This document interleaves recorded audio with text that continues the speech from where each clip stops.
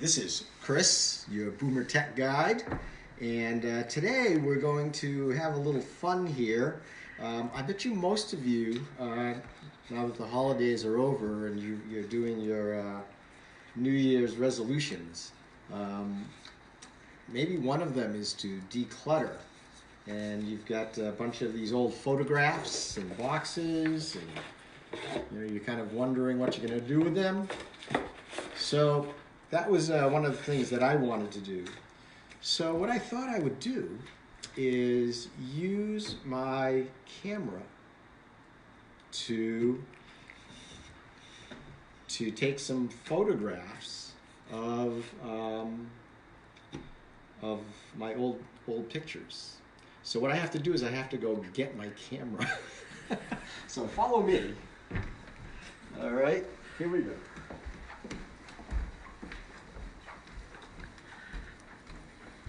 I was charging it up. So I've got my iPhone 10 right here. That'll give people a chance to find us. And so what's great about the camera is you can use the camera just like this to digitize your photographs. Kind of just like that. So I started doing it this way, but what I found was that doing it this way, I had difficulty making sure that it was centered and that it was 90 degrees, so that one end wasn't wider than the other. And we kind of had a little challenge there. So I wondered whether or not there was something that would allow me to take better pictures of my photographs. And what I found is that on the internet, they actually on Amazon, they actually sell these things called Lightboxes, and specifically Lightboxes for transferring photographs into digital images. And they were okay, but I'm cheap. So they were, I think I saw some online. It was between like $15 and $30 for this light box. And they literally were light boxes. What they would do is they would be a box, and then there'd be lights inside the box, and there'd be a hole for the camera, for the lens, and you'd put that down, and then the inside of the box would be lit. You could put your photo inside the box, and then you would be able to take a picture. So I just wondered to myself, well, I wonder if I could find something that would allow me to do that. And it occurred to me that perhaps a leftover container that's translucent might serve that purpose. So I started looking around, because we're all switching to glass now, right? Because we don't want microplastics. So here's one kind that I looked at. But what I noticed was it was too small, meaning that I'd be too close to the photograph to get all of it. So this one wasn't very good. So we didn't use that one. We could also use this kind of one, which is bigger, which is a little bigger. But one thing I noticed was that the sides were too clear, so that you would get shadows that would get cast on the photograph. So I found the perfect one in Goodwill for $1. And you can see it's not opaque, but it's not clear, and the top or the bottom of it is completely frosted. So I figured this one is not going to cause us any shadow issues. So what's nice about these is that because of the way they manufactured, you can tell where the exact center is. That's kind of where it got, I think where it got extruded. And so what I'm going to do is I'm just going to drill a 1-inch hole that's, you know, big enough for my lens. So let's take this, get this fun drill. Try not to drill through my wife's kitchen table. All right, so let's, there we go.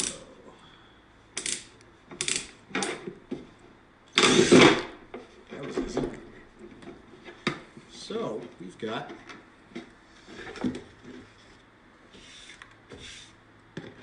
our hole for our camera. So let's see. We could put it like that, or we could put it like this. So either one of these orientations will work. Okay. So I like that.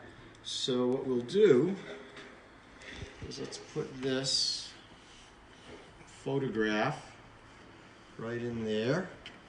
All right, and then we'll just put that there, and we can put that just like that. And what this allows me to do is that I can line it up exactly the way I want it, and I can actually zoom in if I want. So this is my daughter Alex and her grandfather. There we go. And we'll just take the picture. And there it is. So it's perfectly in focus. There's no glare. The quality of the picture is as good as the original photograph. And that's very fast. Before I did this, I had to, you know, take the photographs of each, you know, I'd take the photograph and then I'd have to edit the photograph, and it was faster than scanning. I think some of you have scanners. But, you know, if you scan, then you have to, you know, transfer it from the scanner to your laptop or, you know, whatever device you're using. You have to say, but right for this, you know, it's right on the phone, which when I connect it up to my iPhoto or photo on my laptop, then I can do all kinds of cool things with it. So if you can't find a clear, not one of these, or you have one that is clear, what you can do, this was an earlier version that I made, and what I did was I basically painted out the inside because it was too clear. It would literally, when I put my phone on here, what it did was I could actually see the reflection of the phone through the plastic. So if your plastic is too clear, you can just paint the inside, and that'll take care of that. You could probably just coat it with some paper too, I think, if you wanted to. So that's what I have for now. If you have any questions, don't hesitate. Make sure you like us down below, and we have a YouTube channel, which is right on our conversation below. Has been posted, I think, by Ed. Hi, Ed. And also check out our website, which has lots of freebies at boomertechadventures.com. And also check out our iPad iPhone group. And that's it for now. Chris Toy, your Boomer Tech Adventures guide. Talk to you later.